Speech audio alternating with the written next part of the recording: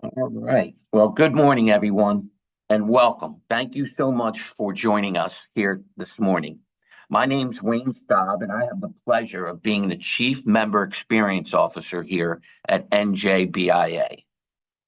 We're so glad you can make it to this month's Women Business Leaders Council meeting. Just a quick reminder that we are recording. I want to give a big shout out to the co-chairs of our 2025 Women Business Council. Bryda Chambers, she's the founder and CEO of Epic Transformations. Lorena Moscato, workforce strategist of Paradigm Marketing. Stephanie Staub, senior director of workforce innovation. And yes, she is my wife. And Sally Jo O'Brien, founder and executive coach of Mercury Leadership. I'd also like to thank our presenting partners, CGI, the New Jersey Council of Community Colleges and PSE&G, our business roundtable partner, Citizens, our meeting partner, HR4 Your Small Business, and our event partners, Association Member Trust, Focus New Jersey, Manufacturing Counts, NJBIA Support Center, New Jersey Business Magazine, and our podcast, Planet New Jersey. So we here at NJBIA are thrilled that this group continues to grow and thrive under the leadership of the amazing women that I just mentioned. The virtual event is just one of these services that NJBIA provides. We try to help businesses with your employees with things such as training, healthcare costs, HR issues, 401k, payroll, and all kinds of other services. We'd welcome the opportunity to tell you more about this and how we might be able to help your business. You can just shoot us a text and we'll follow up with you after the event. And now to the meat and potatoes of the event. It's my pleasure to introduce Jodi Grinwald. Jodi is a certified professional coach, Energy Leadership Index Master Practitioner. She's a consultant, a chief change agent. With over 2 decades of nonprofit leadership, she has guided teams, grown organizations, and advanced mission-driven strategies that deliver measurable impact. Jodi is the founder of Today is the Day, LLC, host of the Today is the Day Changemaker podcast, heard in 131 plus countries, and creator of the International Changemaker Forum. Her upcoming book, Today is the Day, Live It, spotlights 30 leaders who step beyond fear to create extraordinary impact. She also serves as co-founder and CEO of the Zach G. Applaud Our Kids Foundation, empowering children through access to performing. Above all that, she's an amazing woman and somebody that I'm proud to call my friend as well as my colleague. So with no further ado, let me turn it over to my colleague and friend, Jodi Grinwald. Jodi, the floor is yours. Wow, Wayne, what an introduction. I really appreciate that. Thank you. And I think, believe it or not, we know each other now 20 years. So that's just officially 20 years. Now, I have a favor to ask of this incredible audience.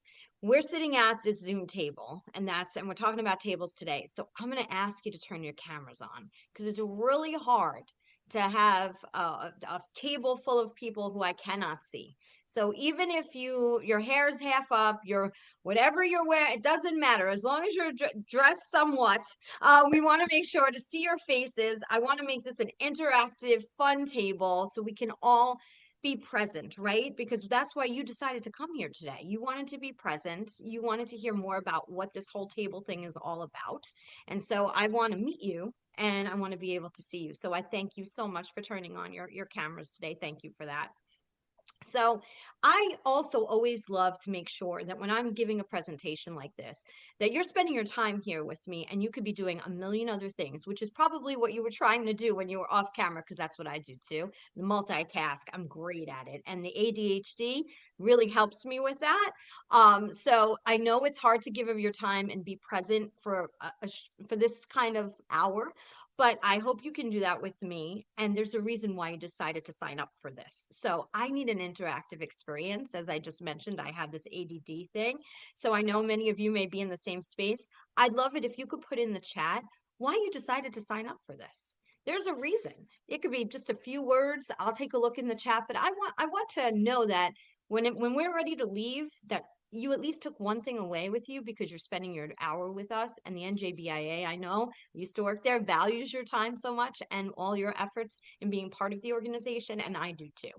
So let's get into this. This is one of my favorite presentations, and I will share that I do have some notes because I definitely want to stay on point and I want to make sure you walk away with something. So in the chat box, like I said, please put in why you decided you wanted to be here today. I want to make sure that I can provide you with that takeaway of why what you wanted to leave with. So first, what is important to me is like I said, making sure that you are feeling connected to this conversation. And also, if you want to raise your hand throughout this, talk, please do that as well. We don't have to wait for the last 15 minutes in order to do that. I'd like to keep this interactive. Nobody likes to hear anybody speak for a full entire hour. I love that. Interested in receiving new information and resources. Hopefully I can provide that to you. I've always had strong women in my life, professionally and personally. I'd like to continue to learn how to support women, new leadership role at work. Awesome. So keep those going. And remember, you can ask questions along the way. I have my chat box open. So every leader knows the pressure of sitting at multiple tables, right? How many of you, raise your hand, sit at multiple tables throughout the day? Zoom tables, go-to meeting tables, everybody does. The holiday gatherings, and each one requires an investment of your time, your energy. But too often we sit at so many tables that the withdrawals are being taken from us. Instead of depositing that energy and that time, we're exuding it and we're leaving it at those tables because some of them are not the right place for us to be. But we feel like we have to sit there. We have to collect those tables over time. If you remember, as kids, the first table we ever sat at was our family table. And as we grow, we sit in school at our desks, and that's the next table. And then we move on to sit in our social settings with our friends. But once we hit our career, what does everybody always say? You need to have a seat at the table. And so we start collecting seats and tables throughout our life. And the issue is, not all the time are we putting that in this, we're not sitting at the tables that we necessarily connect with over time. So think about it. For instance, when you go to a networking event, the first thing you say is your name, your title, your company. From there, we use our experiences at these tables to validate who we are to the other people that we're speaking to. And we always seem to feel like, and not every one of us, but we seem to feel like if we don't have all of those letters after our name, or we don't have all of the experience to share at all of these different tables. For instance, I don't know about you, but if you're on a board, is anybody here on a board? Just raise your hand. Yep. Right. How many of you are on multiple boards? We start yes, you see, thank you. We start collecting boards, and we do that sometimes because we have such a heart and we want to sit at all of these different board tables because of the fact that we want to give up our time, we want to give up our experience. But sometimes we start to collect so many. I know somebody who's on 15 boards. How can you give of your time effectively? 15, I'm not lying. How can you give of your time effectively? That's the first part of the table method. Is if you are, and do all the things a board needs you to do. If you're on 15, it doesn't necessarily work, right? Now, if you're sitting at 15 different tables, do you feel necessarily that where you're spending your time is effective? When you walk up to that table, whatever it is, whether it's this Zoom meeting or it's the table, it could be you could also be sitting at a table in a coffee shop with another board member. How do you feel when you walk up to it? Have you ever thought about that? Like when you were going to join this Zoom meeting, put in the chat, how were you feeling about it? Were you feeling excited to join this table? Were you feeling, you know what? I shouldn't have signed up. Were you feeling like, wow, this sounds like a really great idea. I hope I learned something. That we don't realize that every time we are going into a space, that energy that we are bringing to it is actually what everybody else can feel and see. So you woke up this morning and your emotional bank account was how you felt when you opened your eyes. I like that. Excited to continue learning. I love that. And when you opened your eyes, Think about your financial bank account. When you have money in there and you got a really nice bonus, or you've gotten an increase in salary, it's exciting. Well, when you open your eyes every day, you open your eyes with a bank account. It's an emotional and energetic bank account. And if we start to think about how we feel about that, as opposed to, oh my gosh, it's only Monday.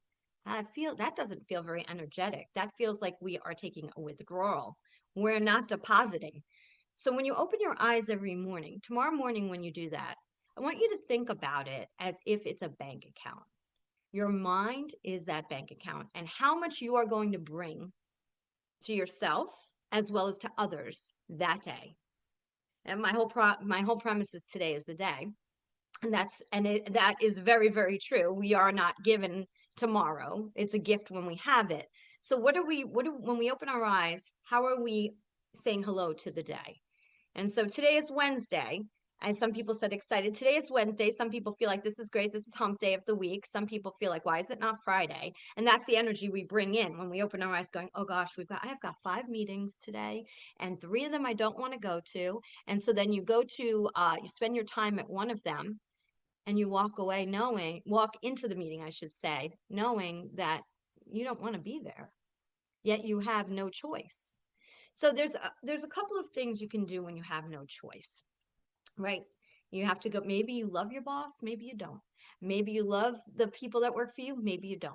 But you don't always walk in and spend the time where you want to. Maybe you're sitting at the holiday tables. There are sometimes, right? We go and we sit with our families and we love them so much, but the conversations aren't always so wonderful. So in that moment, it's protection, it's boundaries, it's figuring out internally, am I showing up to this as myself, or am I going to spend my time just being able to make it through, knowing that there's an end, beginning and an end to this? But there are times we have choices with our time, and we still don't always make the right one. We decide that, hey, listen, I'm going to do somebody calls you up and you feel bad. You want to go help them because you're a very giving person. But your list of things and your to-do list is so long. See, the word no is a 2-letter word, and so is the word me. And we kind of forget the me. And when we say no, sometimes, and people don't like to, leaders don't like to say no because no seems kind of taboo. It's almost like that 4-letter word, right? That we're not allowed to say in business. It's the 2-letter word of no that we're not allowed to say in business too. But that isn't real. We have to learn to take on only what we can. There's only so much time in the day. And that is why it's so, so important to make sure that the tables that you sit at are providing you with the energy that you need and deserve and that you want. So really quick, I think we have, let me see, how many people? We have 30 people on here. And I don't know if yes, don't hate me, but I'm going to do a quick breakout room. And it's more fun to do them anyway. So this is what I'd love for you to share with the people that will be in your room. I'd like you to think about how many tables you probably sit at in a week. I want you to share that with everyone. Think about that. And those are Zoom tables, GoToMeeting tables. Those are all the tables that you sit at. It could be the coffee meeting you have. I want you to think about that because we don't even pay attention to it. And then I want you to think about the one table that you can't wait to sit at. You're so excited every time you walk away. And that one table that drains and takes a withdrawal from you every time you sit at it. And I want you to share that. And there's a reason. I'll explain what the reason is afterwards. And then we're going to come back and talk a little bit more about that. So what table excites you? What table challenges you? And the last thing is, what table would you build if you could of your own that you'd invite people to? Okay, are we ready? We good? Yes? How many tables? Challenging table, happy table, and if you could build one of your own, you've got like 4 minutes. So you got to round robin really fast and I'll pull you back in. Hi, Jack. I haven't seen you in a while. Yeah, all right, let me see. We have 30 people. I'm going to do 7. Assign automatically. Create. Okay, open all the rooms. Okay, click on your room. And then I'll bring you all back. 4 minutes.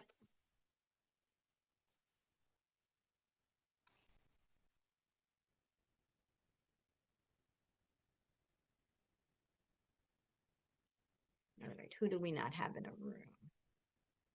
Did you guys not want to go in a room? No, I thought Melissa? I was in a room. I'm sorry. I was in Oh, room maybe we 6. are. Maybe we're in a room together. That's what it is. We're in a room together. This is awesome. All right, cool. Melissa, I don't know if you're able to come off of and put your camera on. And then Kunj. Can you hear me? Hi, Melissa. Hi, do you want to go first?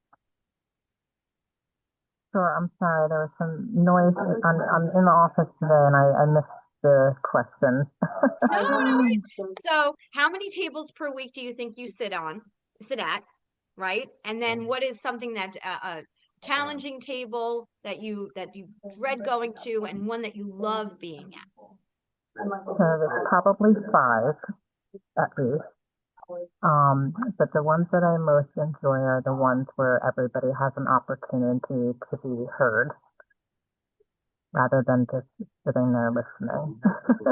Yes. Yes. And what's a challenging table for you? Is there one specific one in your life that's challenging? At the moment, no. That's good. That's Mhm. awesome, Melissa. And if you could build one of your own tables, what would that look like? What would it be for? Um, well, I think the most important thing is just to have well representation with, giving having a diverse makeup of the table, people from different areas who would be able to add value to whatever the purpose is, and then making sure that everyone has an opportunity to contribute and participate in some way. Awesome. Thanks, Melissa. Mhm. Okay, who do we have here? Does I don't want to say your names wrong, so I apologize. Cesarina?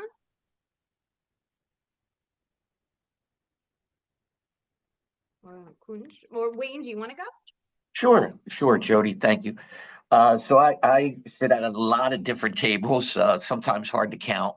Some standing tables, obviously, and some that just pop up throughout the course of work. So it is hard for me to put a total number, but I would say standing tables that I sit at on a regular basis, I would say at least 5. Um, One that challenges me is a board that I sit on.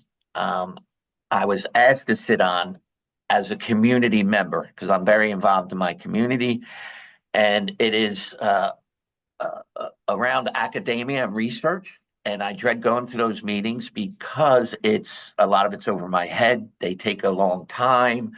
It's really not connected to my job directly, but it is something that I was asked to do, so I do it. But I do dread going to that table.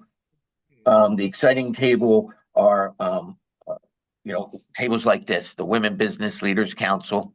I love councils that challenge, that have different opinions, all those things, and we learn a lot. Quickly, last table that I would build, if I could build, I would get people who have totally different opinions about politics, religions, everything, and sit at that table so we could just talk civilly. I think we actually have a lot more in common than we do, than we don't. And I think if we could just have conversations without screaming and yelling and finger pointing, I think we could all learn from that. I know I've changed my opinion on things that I've learned more about. And I'll stop there because I know there's other people. Thank you. No, it's all good. It's all good. Katie, do you want to go quickly because we have like a minute? It's sort of like Wayne. I'm trying to sit and think of, even you could say your job is one table, but there's so many different aspects of it.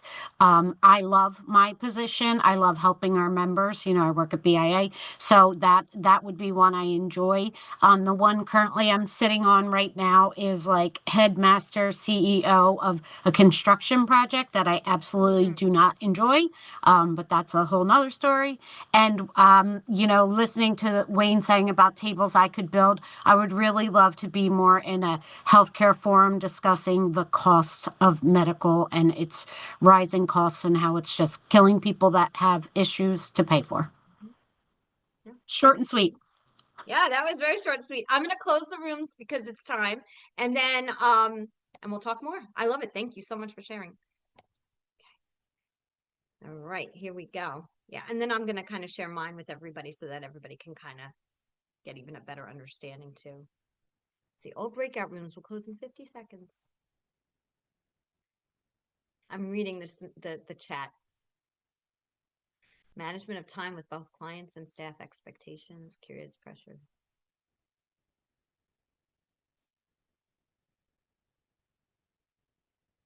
All right, 31 seconds. You don't realize how long 60 seconds can be when it's when the countdown is.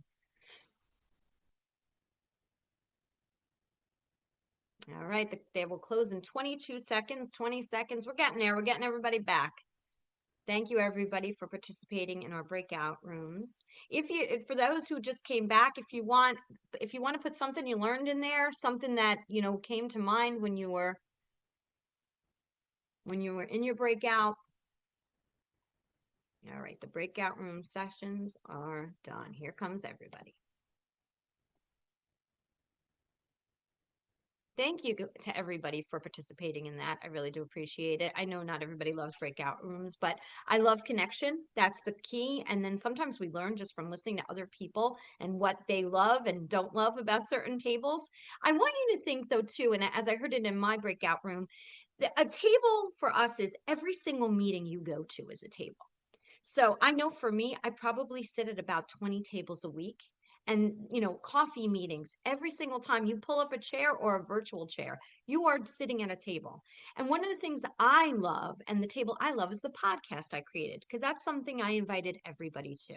And when I walk away from each and every interview, my feet don't touch the ground. It feels incredible because I'm interviewing change makers, inspirers.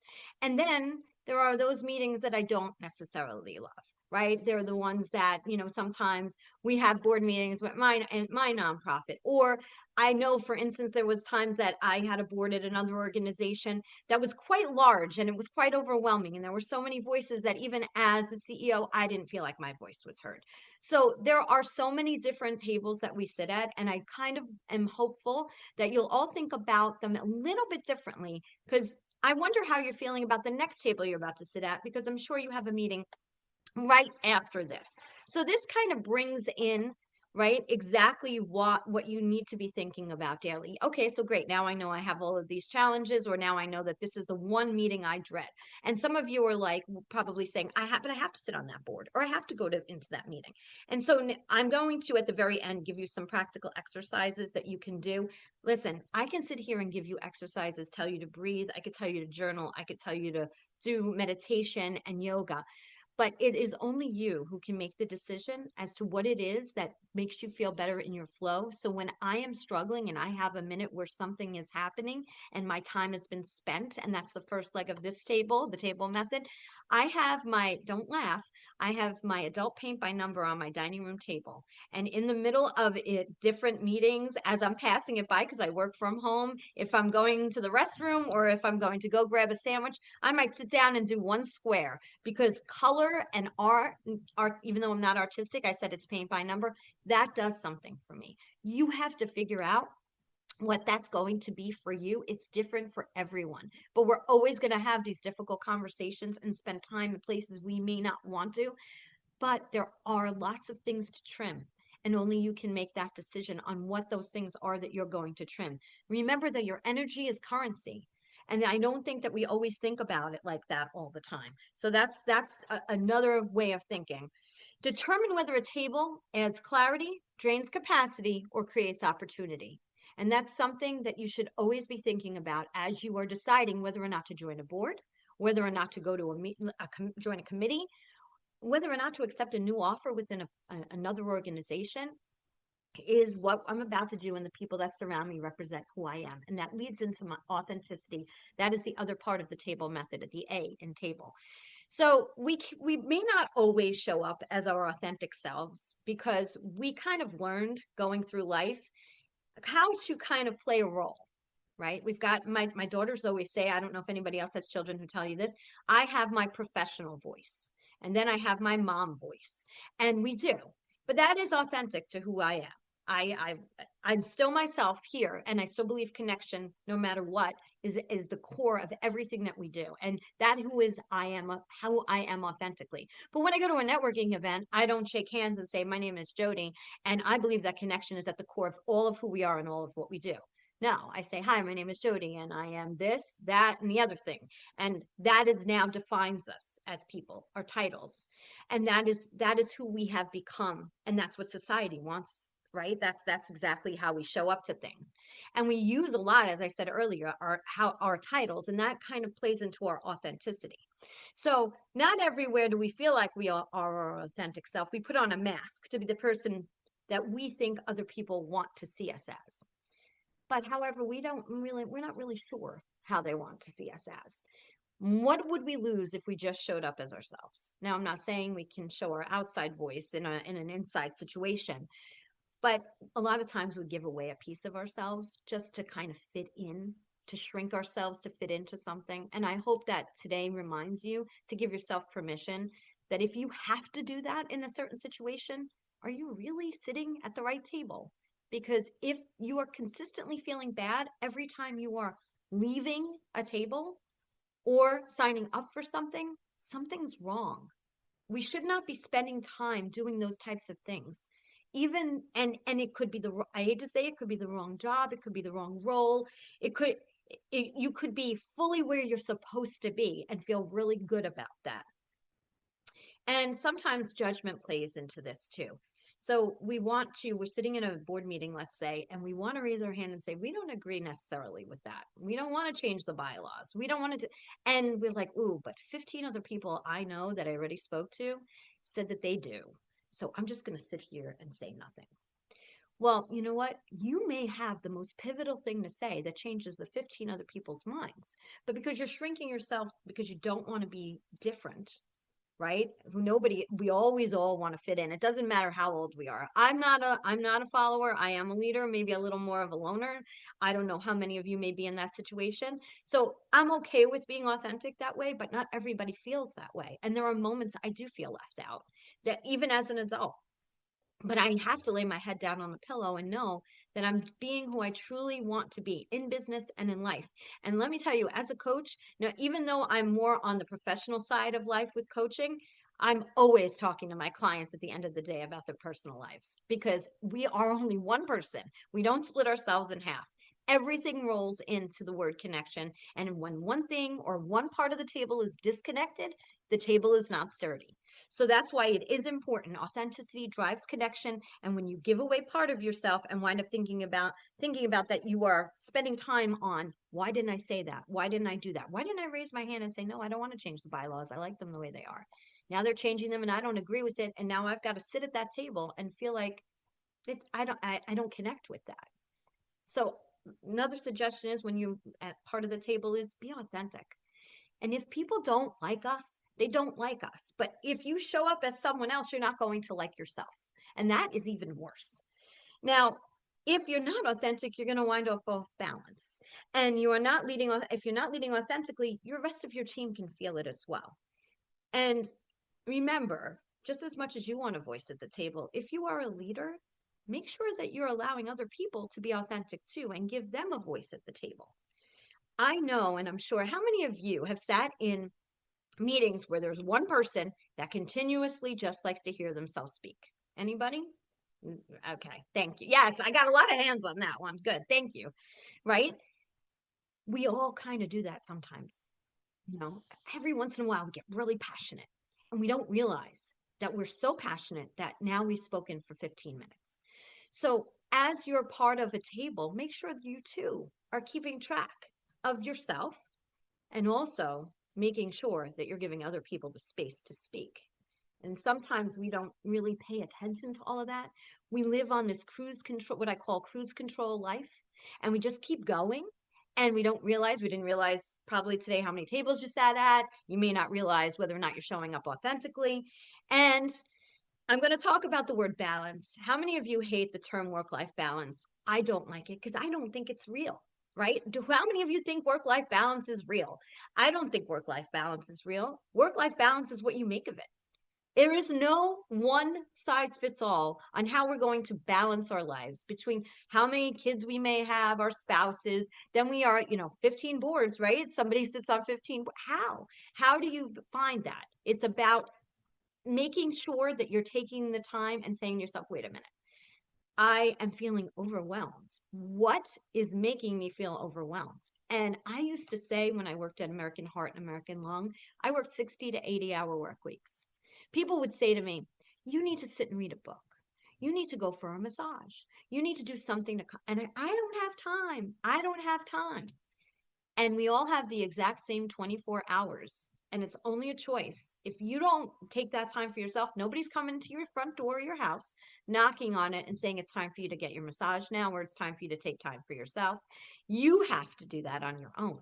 So finding balance between how many things you're going to sign up for, how you're going to be a great leader if you're leading an organization or a team, how you're going to be a great spouse or parent. All of those things play into your energy. And that's why I say this whole thing ripples into each other. So time, authenticity, balance. Again, there is no, I wish I could give you the magic formula. Alignment plus connection equals, it sounds great, but it's not going to work for all of you. You have to create your own formula and figure out what it is that works for yourself.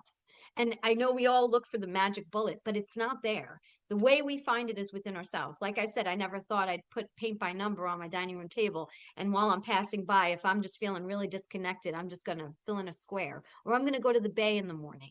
Right? Or today I'm exercising and I did, legs instead of arms tomorrow. Those are the things that you have to do only for you.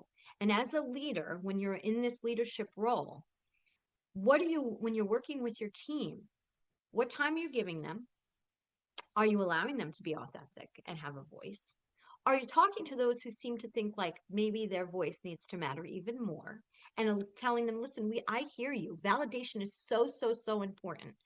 But we may not be able to go in this direction, right? You're allowing them to be authentic, validating their ideas, but also letting them know we may not be able to go in that direction, or celebrating their wins and not feel, sometimes leaders feel a little bit envious of, someone on the team that's really excelling. And this happens for everyone, right? We're always judging. If I could come up with one thing that I wish we were never born with, besides the fact that we want to judge not to put our hands in the fire, is that we all weren't born with judgment, because judgment is really what holds us back. And it also is what helps, if you're in a leadership role, it also will hold your team back. If you're in the midst, you have to judge their work. You have to judge if they're doing well or they're not succeeding. But there's a way to do that allows them to continually have balance and be authentic, and making sure that you're spending time with them, but also you have to spend time with them, clients, goals. I know your plates are really, really full. I have sat in so many different organizations and running my own. And as you heard, with a book coming out, a podcast, an international forum, and running a nonprofit, there's a lot of balance, and some days feel very, very off. And so I understand that. And that's why I created this method, because I feel the importance of being the best at all that we can, because we're not getting today back. We're still going to be one day older tomorrow. So where do you want to spend your time? How do you want to show up? Do you want to carry all of that weight on you every single day, feeling like you're so overwhelmed that you are not who you want to be and who you're meant to be? Has anybody ever kind of found themselves being so anxious or angered or feeling overwhelmed easily because there's so many tables and so many things happening? Anybody? I'm sure there's several of you who have. And with that, thank you for being honest. And it's important, because that's the one thing we're afraid to do, right? We're afraid to judge. Well, wait a minute, I can't seem overwhelmed. I'm a leader. I run an organization. How could I possibly showcase to anybody that I have this? Being human. We've come from a place where we are supposed to be machines. We're not machines. That, and expanding who we are and the work that we do, that's the E for expansion. That's where we have the greatest amount of opportunity. If you're giving your time in the right way, you're authentically showing up and feeling good about who you are and what you do. you're balancing, and let's face it, some days we'll be a little off balance, but we're gonna do our best. We're leading with heart connection. We're managing from the core of saying, hey, listen, I want to make sure that you're reaching your goals as somebody on my team, but I also want to talk to you about some of their personal goals too within this organization. And then you're then talking about whether they want to rise to leadership, right? Who's on a course to go up and move up with the ladder, and then expand out, right? To where you want to grow and go to. Maybe you want to build your own table. Now, I don't know if any of you got to talk a little bit about that, but I will say that sometimes when you sit at many, many tables and you have a seat at them, you realize that you're not sitting at the tables that feel like you. So whether you have to stay within the role that you're in right now, but you also want to build your own table, that could be a, I'm going to get a group of people together and I'm going to be the leader of that. That could be you leading a conversation or inviting people to your home. It could be whatever it is you want it to be. But sometimes it feels good for certain people to be able to say, hey, I want to start something and I want to create something. And a lot of times we think about how to do that. I had no idea how to start a podcast, an international forum, or a nonprofit because I worked for American Heart and American Lung. And somehow, one step at a time, I was able to create those things, but I had no idea how I was going to make any of it happen. And the book, I have 31 people that joined on that project, 30 people, including myself, that joined on that project. My book comes out in January. And I want to talk about something else about being authentic. A lot of times we have some really good things that are happening in our lives. And we share them, but we do it sometimes a little shyly because we don't want to sound like we're being overly confident, or we don't want to sound conceited, or the other side, we're feeling a little bit less than, so we show up way overconfident and way more into ourselves than we may be. And because again, we're not really being authentic. So think about, and I do this mirror and window exercise. I'm not going to do it with you guys today. We don't have the time. But how are you, when you look at yourself in the mirror, how do you see yourself? And then the window is how, if people are looking inside at you, how do they see you? Who are you?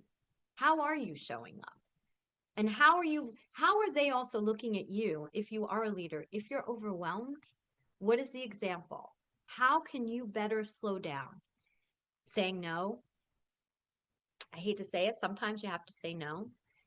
Raising your hand when you're not in agreement with things, but making sure to do that professionally, and knowing that your voice should matter. And if it doesn't matter, you're at the wrong table. So one of the things, and I know we have some time, and is there any questions up till now before I keep going? Nothing. Everybody's just kind of smiling. Anything you're taking away, put it in the chat box, because I love to see anything that you're taking away. One of the things I want to do now is I want you to think about this new year, right? And new year, new you. We all know, we all do I don't do the what is it called? So New Year's resolutions, because what is it, like by the third week in January, everybody says they're gone. So what is a rule of the table that you want to carry into the new year? And what I mean by that is reflect on one leadership truth or boundary that will guide you for future decisions, transform personal values into memorable, actionable rules, and share your rule of the table with your peers and with someone else. So if you were to create a rule for your table, what would that be?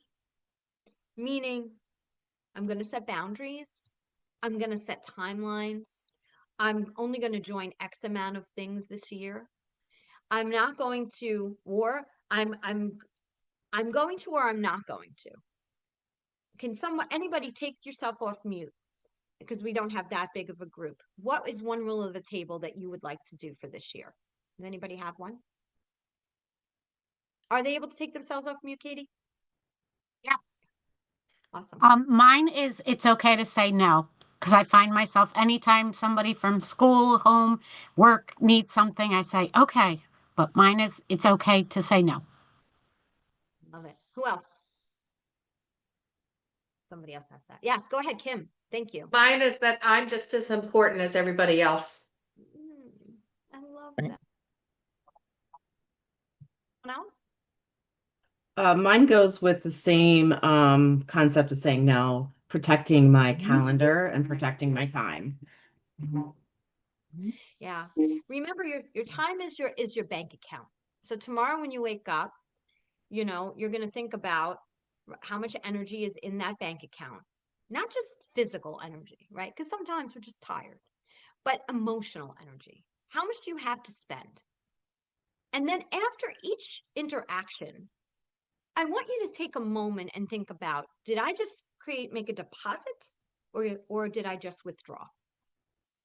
And if you have, oh, if you're sitting with your team, and I'll use that for the example, and it's, you know, or you know what, let's start with this. If you're sitting with someone above you and you didn't walk away feeling good about that situation, my hope is you always have the opportunity to have that great conversation with someone saying, this conversation feels kind of icky, for lack of a better word.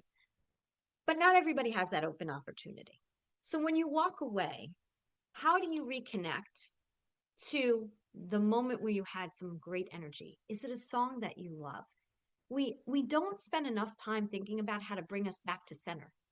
We just know that we're maybe drained, but how do we get back to center? And sometimes we may say, oh God, I spent 2 days a couple weeks ago feeling like can't find center. I'm trying, and that's normal, but I reconnected with it again. So we have to, again, reminder, you matter. You matter to your family, you matter to your teams, you matter to your boss, you matter to there are people you matter to, but you have to matter most to yourself. They're not knocking on your door. And your teams need you to set an example, because without you being that person, they don't feel comfortable. And I know for NJBIA and working for Michelle, she is always, and I know her for 20 years, she has always set an incredible example about balance and family. And not every organization does that. And so it's important, if you are the leader, know that your people that are on your team, they're just people. They're not machines. And so they need to show up authentically too. Anybody else on a rule for yourself? Anybody? Yes, Wayne? So I would say similar around the saying no. I have tried to be more mindful of whether I'm present at all the things I'm at, and saying to myself, okay, I don't need to be here. I'm wasting my time. So that is something I'm focusing on for next year, is if I'm just on something to be on something, I'm getting off, because I want to be present at anything I'm involved in. Thank you. I'm so glad you said that, because that's the other thing. If you are attaching yourself to so many different things because you want to build your resume up and you're not present, you're not building your resume up. It's fake. That's not authentic. And that's great for the rest of the world to see. And that's wonderful if that's who you want to be. But at the end of the day, that's got that. I can't imagine sitting on 15 boards. I run one for my nonprofit, and that's more than enough. And I've been asked to sit on other boards, and I don't want to. Not because I wouldn't. Listen, there's an organization I just got reached out to by an organization called Sleep in Heavenly Peace. They're out of Idaho, and they are an incredible organization. I'm going to interview him for a Changemakers podcast. Today's the day, Changemakers podcast. And I can't wait. I'll tell you right now that I'm looking forward to that conversation. This man has a tremendous amount of energy. He's young. He created this organization, and he has chapters, and you can start a chapter anywhere. And I think it's wonderful. And it's not paid, it's an unpaid. You can lead a chapter to help more kids have beds, because there's a lot of kids out there that we had no idea. They don't even have beds. They're sleeping on floors. It's horrible to find that out. And I thought to myself, wow, it'd be great to start a chapter. And then I was like, when I want to do good, and I'm trying so hard. But you heard the list of things I'm doing right now. I'm feeling overwhelmed. And I'm teaching this, right? So those who don't do teach, right? But no, I'm teaching it, but I'm also learning at the same time. So that is why, if you can't be present, and here's the thing, if you know that you're going to have your Zoom screen off, not for those who have it off now, this is not in any way being mean. I'm just saying, if you know that you have no choice but to have your Zoom screen off, and you really want to be present for something, don't go. Because go to it next time. And the reason I say that is that for the presenter, it's hard if everybody's screen is off. It's very, very hard knowing it because I am a presenter, right? I think I was very guilty of doing that in the past when I wasn't presenting. But also, if how much are you gaining if you're trying to listen and you're trying to work at the same time? It's very hard. And and I don't know about you, but there's many times I've clicked end Zoom and I'm like, what did they say? I hope there's a recording because I know that I worked on my phone, my computer, and there was so many things going on. We are living in the world of instant gratification, everything at the same time, hurry up. The pressure seems to be on, but only if we as a society continue to allow it. So the more we play into it as professionals, the more it's going to continue. So we have a choice. And the more we allow it with our teams, imagine if you had a Zoom with your own team and everybody had their screens off. Nobody would like that. So that's why be present. And Wayne, I'm glad you brought that up, and be authentic and think about this moving forward, right? And I could spend hours on this, but time where you're spending it, the bank account, authenticity, balance. I wish I could give you how to balance your own life and how to make your balance better. But I will tell you, everything you go into now, I hope that when you're listening and you're learning, you think to yourself, no, that's just not something I have time for. And be okay with it. It may not feel good in the moment. Like I wanted to start a chapter and help kids have beds. I feel terrible. I hope somebody else does. That's why I'll have them on the podcast. And I pray that somebody else will do it over here in New Jersey. But if you can't do it, guilt isn't going to get you anywhere either. Remember, fear and worry and guilt and all of those feelings, we feel them. They don't feel well. But if you don't do anything about them, they're just going to stay there. No action leads you nowhere. So there has to be an actual action. Now, I did promise you in the last minute here, a few minutes here, I just want to share a couple of regulation methods when there's overwhelm. So everybody knows the breathing method of breathe in 4 seconds, hold 4 seconds, release for 6 seconds. So that one, it works sometimes for me, but not all the time. But there's one that's name, normalize, and neutralize. What am I feeling right now? Is it understandable that I feel this way? So, am I looking at it through my lens or through a lens that somebody else is putting on me? Is this my lens or someone else's lens? And then what is one thing I can do to control this moment, in this moment right now? And then there's another one where you can do, it's a body connection. Where is my tension sitting? In my shoulders, in my jaw, in my chest, in my solar plexus. Then inhale, take a breath, and ask yourself, what value do I want to lead from in the next 5 minutes? What value? And I can send all of this to you guys. What value do I want to lead from in the next 5 minutes? And who do you want to be? Because in that point, you can find clarity, calm, compassion, and courage, and choose which one you want to lead from in that moment. And I actually have an entire platform of the who, what, where, when, and how prompts of time, authenticity, balance, leadership, and expansion. And I can make sure to get that out to everyone. But I want to open it up. We have a couple minutes here. Is there anything, like Wayne, I was glad you brought up being present because that's really, really important, that I didn't cover that you wanted to learn? Because I know somebody said resources. I am trying to see, is there anything else before? Nothing. Nobody. Question. Wayne, thank you. You've got questions. I'm just asked, sometimes I have, and I'm trying to get better at it. I show my reactions, right? I wear my heart on my sleeve. So you could be in a meeting with me and Katie's shaking her head because she knows. And if I hear something that I don't like, you know it. I don't have to say a word and you know it.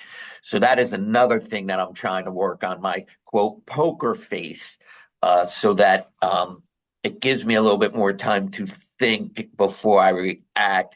And I think I set the stage because of my facial reaction. People are already going to be on the defensive because they know I'm upset. So that's just something I know I personally have to work on. That it's been that way for years. I'm getting better and better, but it's still a work in progress.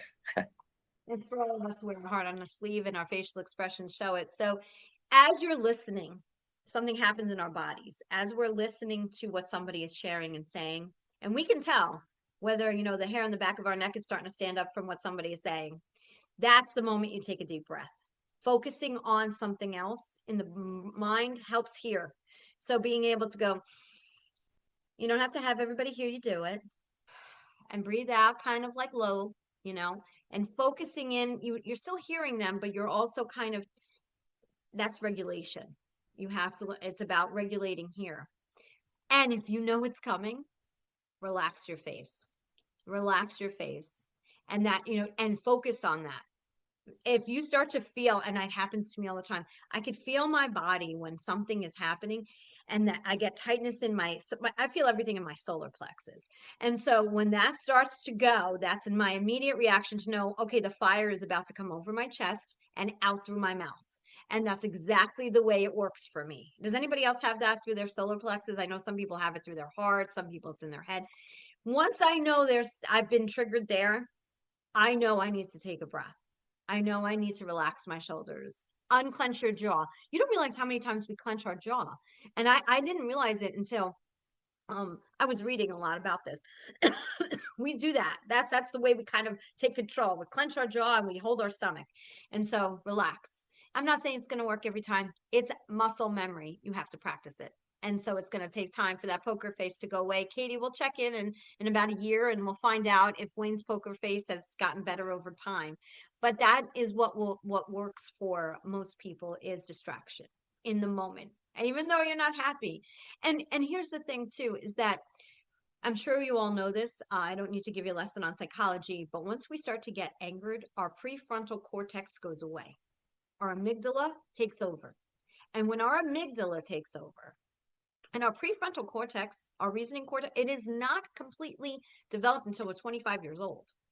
So that's why, right? That's why a lot of things happen between the time that, we're a teenager up until the time we're that age. So what I'm saying here is once you know that's, let's say it's somebody else, you see them getting really angry, you see them getting really upset, you see that, right? If you try to engage, they do not hear you.